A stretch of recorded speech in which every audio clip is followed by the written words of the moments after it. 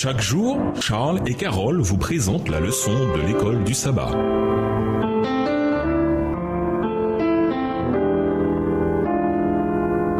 Bienvenue à votre émission Dieu nous parle. Voilà, leçon 9, des offrandes de gratitude. Étude de la semaine, Matthieu 6, verset 19 à 21, Éphésiens 2, verset 8, 1 Pierre 4, verset 10, Luc 7, verset 37 à 47, 2 Corinthiens 8, verset 8 à 15 et 2 Corinthiens 9, versets 6 et 7. Verset à mémoriser, car Dieu a tant aimé le monde qu'il a donné son Fils unique pour que quiconque met sa foi en lui ne se perde pas, mais ait la vie éternelle. Jean 3, le verset 16. Notre Dieu est un Dieu qui donne. C'est dans le sacrifice de Jésus que cette grande vérité apparaît le plus clairement.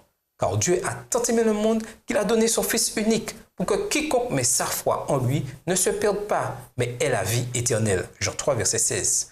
Ou dans ce verset, si donc vous, tout mauvais que vous êtes, vous avez donné de bonnes choses à vos enfants, à combien plus forte raison le Père Céleste donnera-t-il l'Esprit Saint à ceux qui le lui demandent? Luc 11, verset 13. Dieu donne sans cesse, c'est son caractère.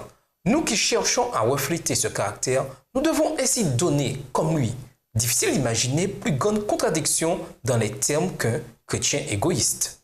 Les offrandes sont une manière de rendre ce que nous avons reçu. Elles sont l'occasion d'exprimer notre gratitude et notre amour. Le jour où Jésus accueillera les rachetés au ciel, nous verrons ceux qui ont accepté sa grâce et comprendront que ces conversions ont été rendues possibles grâce à nos offrandes désintéressées.